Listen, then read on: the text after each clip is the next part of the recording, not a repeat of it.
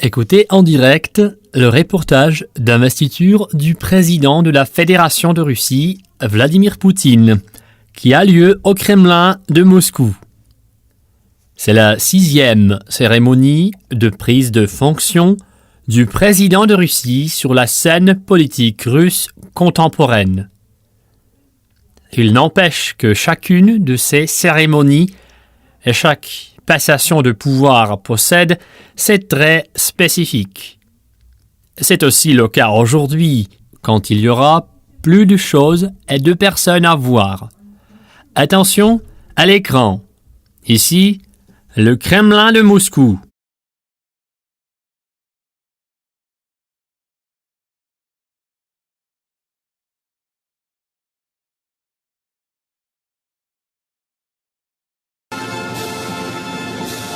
Les soldats du régiment du président défilent au son de la marche de la garde.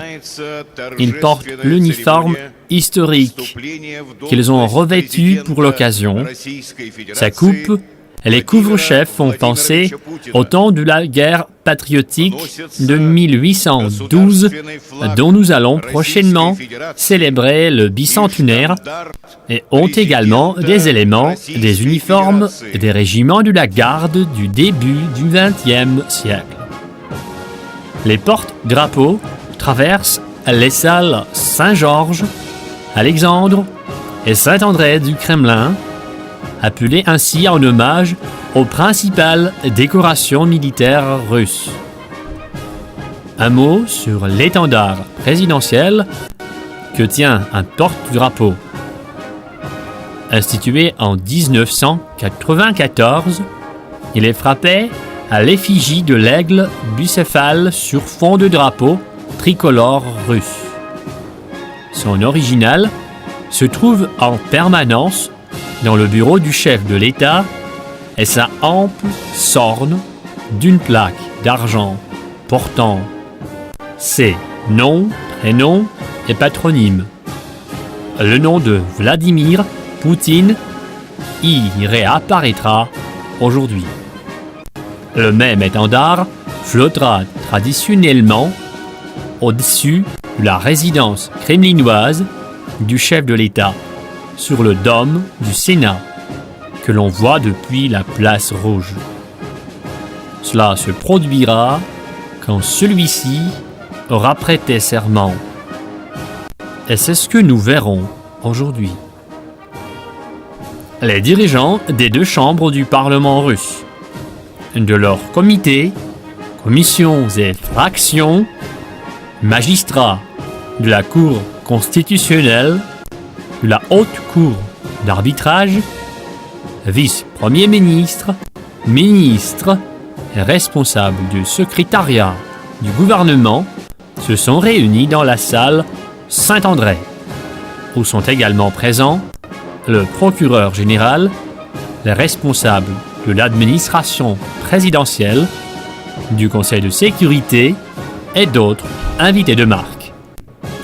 Plus de 3000 personnes assistent à la cérémonie dans les 3 salles du Grand Palais du Kremlin.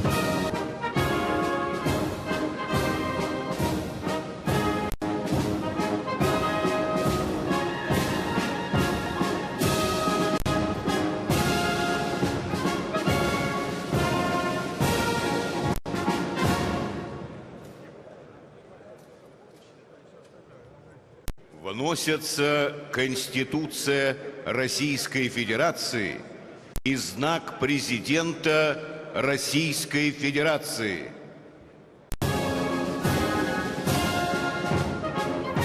On apporte le texte de la Constitution de la Fédération de Russie et l'insigne du chef de l'État. Les soldats du régiment présidentiel portent un exemplaire spécial de Constitution qui est conservé dans la bibliothèque présidentielle. Il a une reliure spéciale et n'est sorti que lorsque le nouveau président prend ses fonctions et prête serment. Quant à l'insigne du président de Russie, il a la forme de croix de l'ordre pour le mérite Et sa devise est « Utilité, honneur et gloire ». La chaîne sur laquelle est suspendu l'insigne se compose de maillons dont le revers s'orne de noms, de prénoms, de patronymes du chef de l'État et de la date de son investiture. Nous avons pris le soin de calculer que le 6e maillon recevra aujourd'hui son inscription solennelle. On ne peut voir l'insigne que pendant les grandes cérémonies d'investiture. Et le reste du temps, il est conservé ici même, au Kremlin, et notamment dans le Sénat, où se trouve la salle des décorations de la résidence présidentielle, qui est un édifice à part en retrait du Grand Palais. Les soldats de la compagnie de la garde d'honneur s'engagent sur le tapis déroulé au centre des salles Saint-Georges, Alexandre et Saint-André, en portant la Constitution de la Fédération de Russie et l'insigne présidentiel, et s'arrêtent au pied de la tribune où Vladimir Poutine va prêter serment. Conformément à l'article 82 de la Constitution,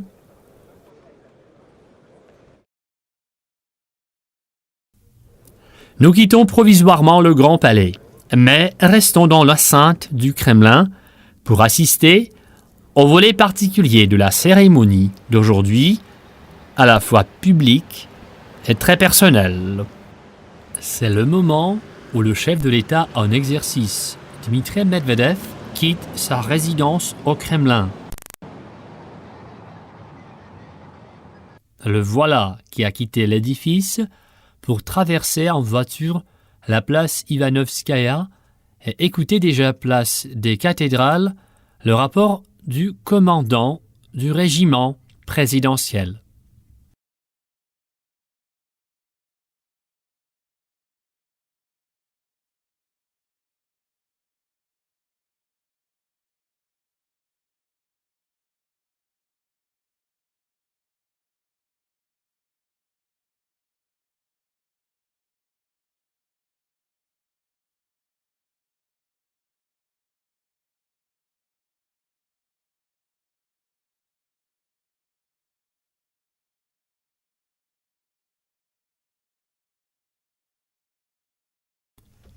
Le président sortant longe en chemin l'édifice historique de l'arsenal et du palais d'État du Kremlin, fait dans le style moderne et dont il est flanqué.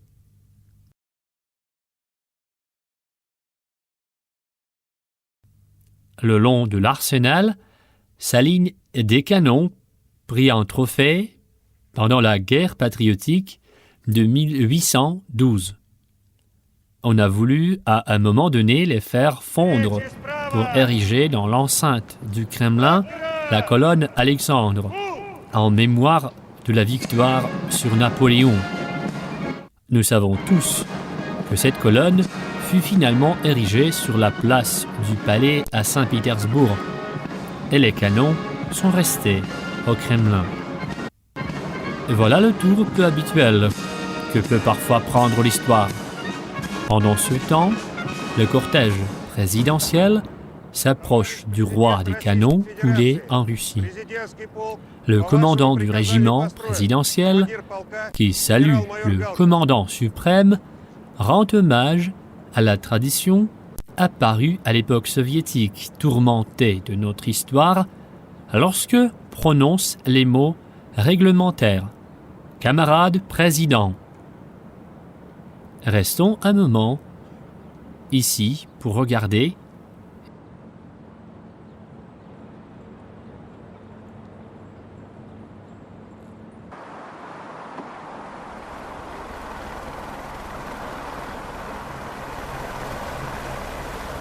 Nous sommes devant le siège du gouvernement russe sur le quai Krasnopresninskaya de la Moskova, qu'on appelle aussi la Maison Blanche.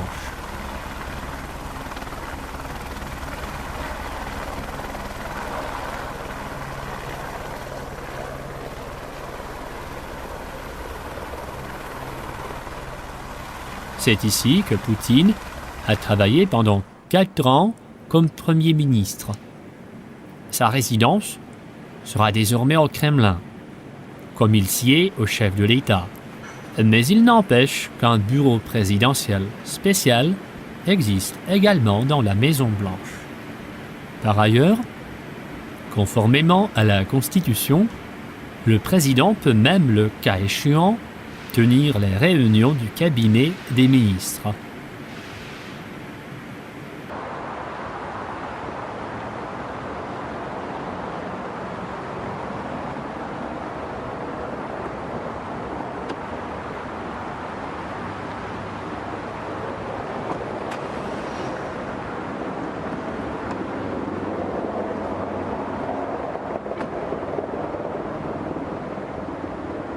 Nous voyons le cortège du président élu prendre de la vitesse en quittant la Maison-Blanche pour se diriger vers le Kremlin.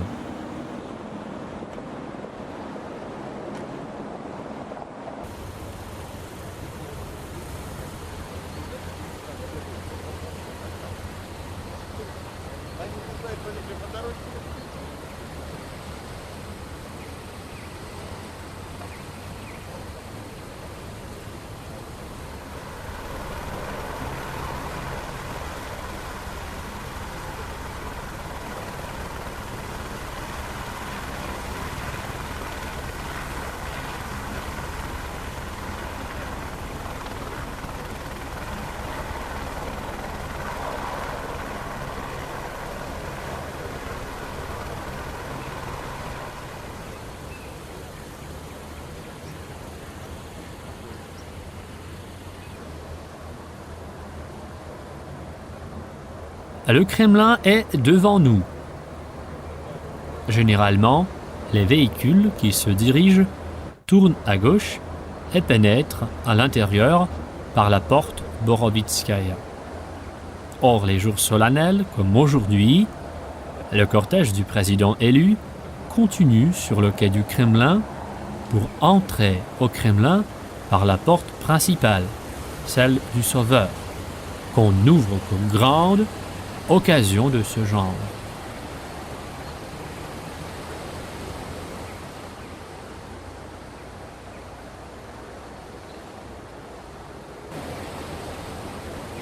C'est là que se dirige maintenant le cortège de Vladimir Poutine, pour tourner à gauche juste avant la descente Vassilievski.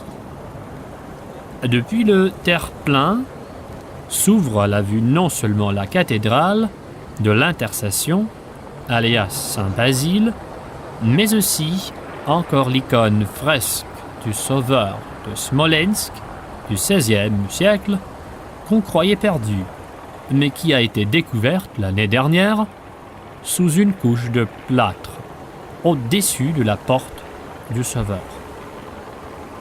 C'est qu'un personnage anonyme, certainement un croyant, avait ainsi sauvé l'icône dans les années 1930.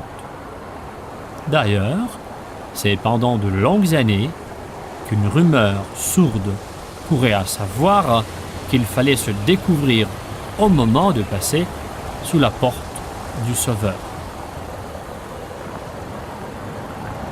Arrivé au Kremlin, le cortège longe la partie supérieure du jardin Taïninsky, traverse la place Ivanovskaya, passe à côté de la cathédrale d'Archange Saint-Michel avec ses cryptes des grands princes de Moscou, puis de la cathédrale de l'Annonciation avec ses fresques de Théophane le Grec et les étonnants bas-reliefs temporels de Platon et Virgile, et s'approche de l'entrée principale du grand palais du Kremlin, où s'aligne pour la première fois une escorte de cavalerie.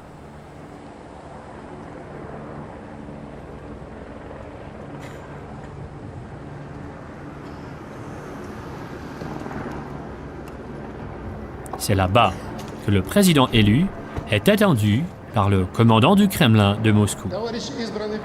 Le commandant fait son rapport à Poutine. Tout est maintenant prêt pour la cérémonie d'investiture du président de Russie.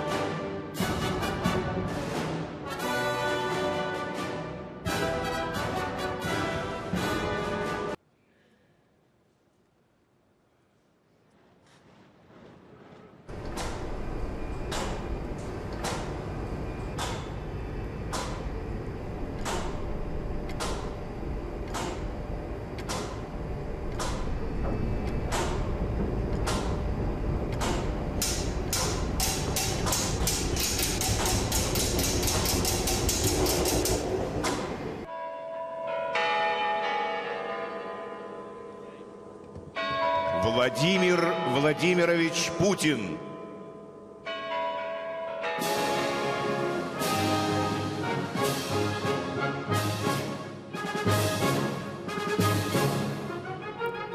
Vladimir Poutine traverse les salles Saint-Georges, Alexandre et Saint-André au son de la marche solennelle de Piotr Tchaïkovski. À présent, tous attendent l'allocution du président de la Fédération de Russie, Dmitri Medvedev.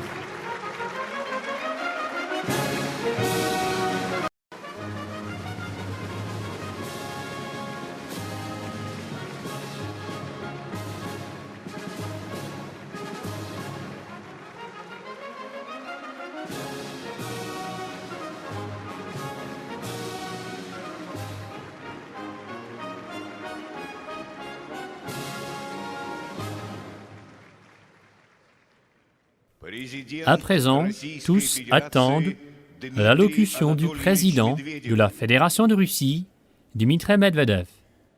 Chers citoyens de Russie, chers amis,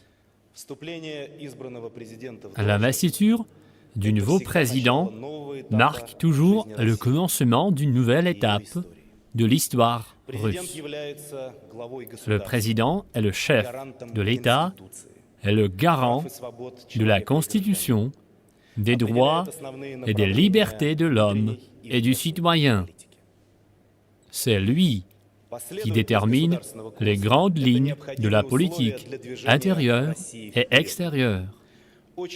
La continuité de la politique nationale est la condition indispensable à la progression du pays. Il est très important que les transformations économiques, sociales et politiques d'envergure que nous avons entreprises aux années précédentes puissent continuer à l'avenir également. C'est la seule façon d'édifier un État fort et démocratique, fondé sur la loi et la justice sociale, garantissant la sécurité et toutes les possibilités de plein épanouissement de l'homme en sa qualité d'entrepreneur, de citoyen et de créateur. Diriger l'État russe et travailler pour le bien de notre peuple relève d'un grand honneur, mais aussi d'une grande responsabilité. Je suis heureux que le pouvoir présidentiel passe aujourd'hui à Vladimir Poutine, dirigeant fort et expérimenté qui est soutenu par la majorité des citoyens de notre pays. Je souhaite à Vladimir Vladimirovitch Poutine le plein succès dans son travail en poste de président pour le bien de notre pays et de notre peuple. людей.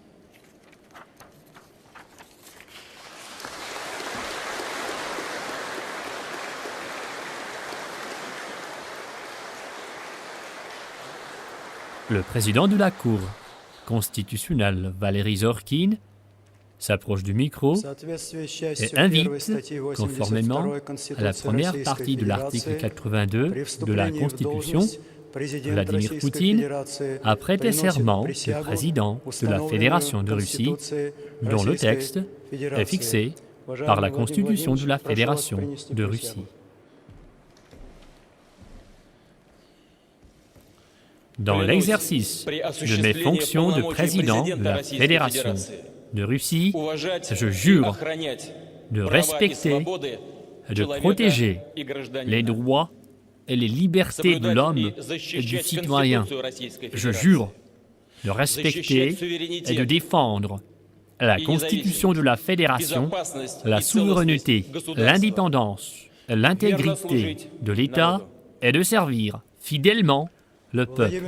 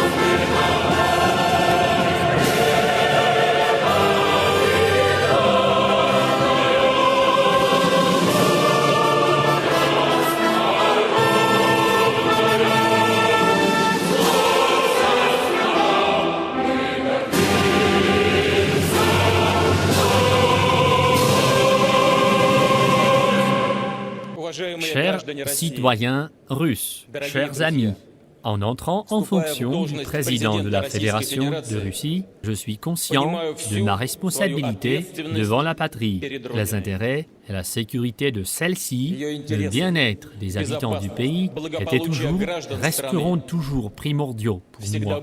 Je ferai tout pour être à la hauteur de la confiance que les millions de citoyens m'ont accordée.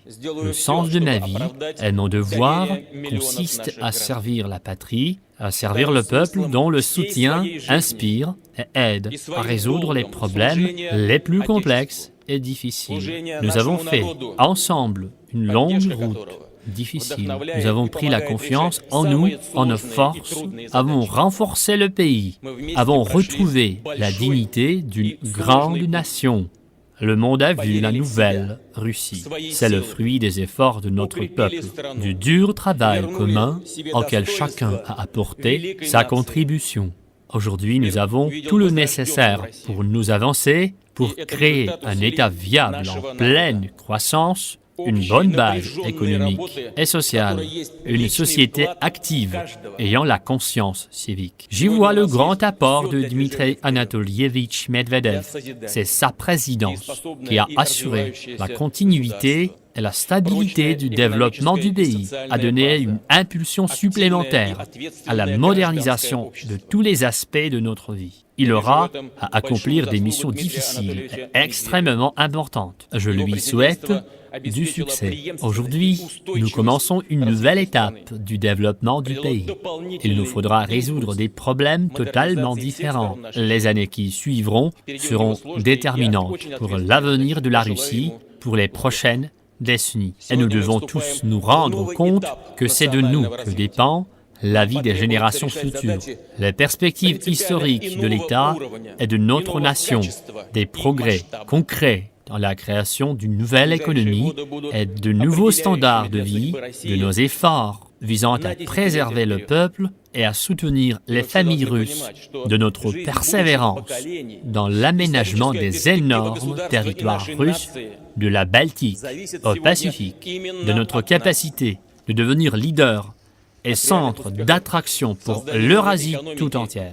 Nous atteindrons nos buts si on est un peuple uni et soudé, si on aime notre patrie, si on renforce la démocratie russe, les droits et libertés constitutionnelles, si on accroît la participation des citoyens à la gouvernance du pays, à l'élaboration de l'ordre du jour national, afin que les aspirations de chacun à une vie meilleure se traduisent dans un travail commun pour l'épanouissement du pays dans son ensemble.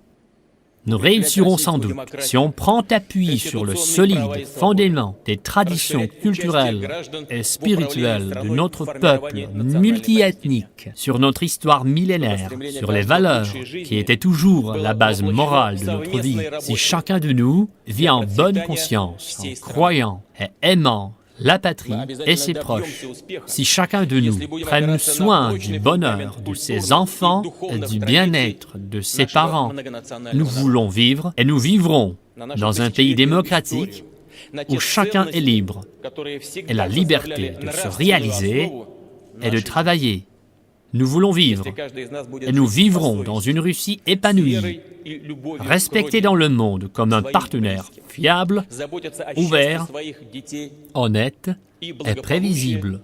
Je crois en force de nos buts et idéaux communs, en force de notre détermination de transformer le pays, en force des efforts conjugués de nos citoyens, en nos aspirations partagées à la liberté, la vérité, la justice.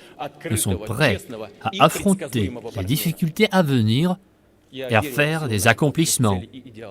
La Russie a une grande histoire et son avenir est aussi grand. Et nous travaillerons en ayant la foi dans l'âme, en ayant des pensées sincères et pures. Je vous remercie. У России великая история и не менее великое будущее. И мы будем работать с верой в душе, с искренними и чистыми помыслами. Спасибо. «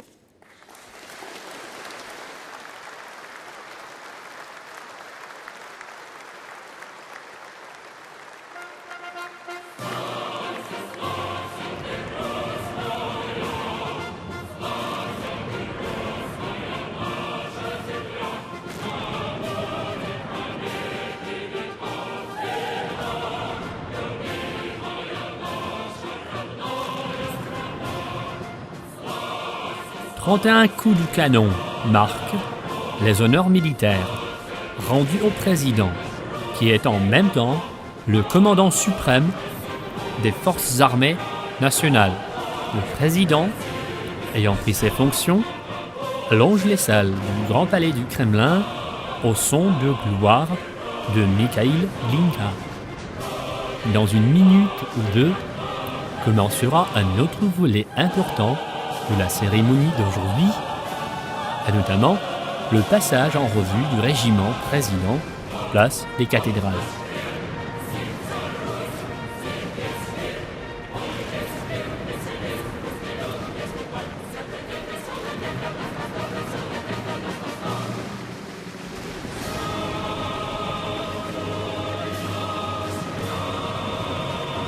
On peut révéler à quoi est dû le petit intermède qui suit sans craindre de violer le secret d'État.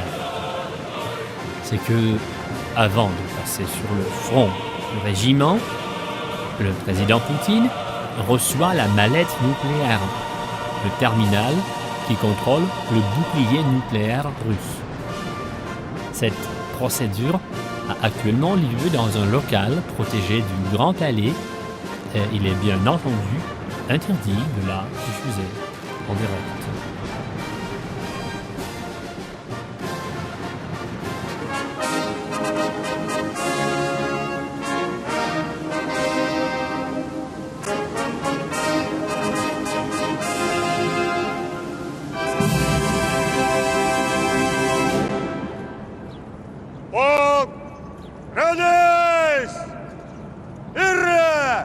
Для встречи с фронта! Накра! Пул!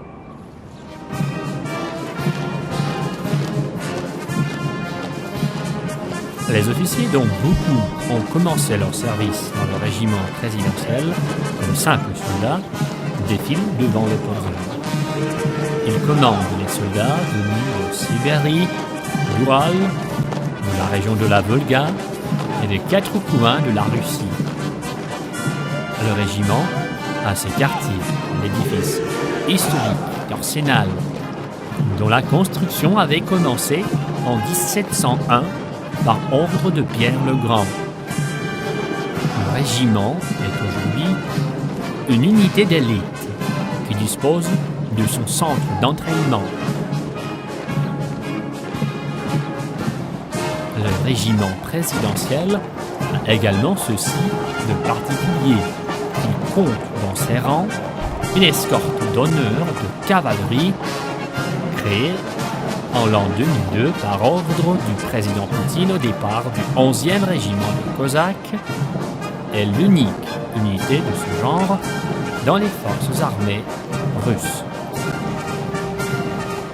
À la fin de cette cérémonie, Vladimir Poutine et son épouse visiteront la cathédrale de l'Annonciation pour y rencontrer le patriarche Cyril de Moscou et de toute la Russie.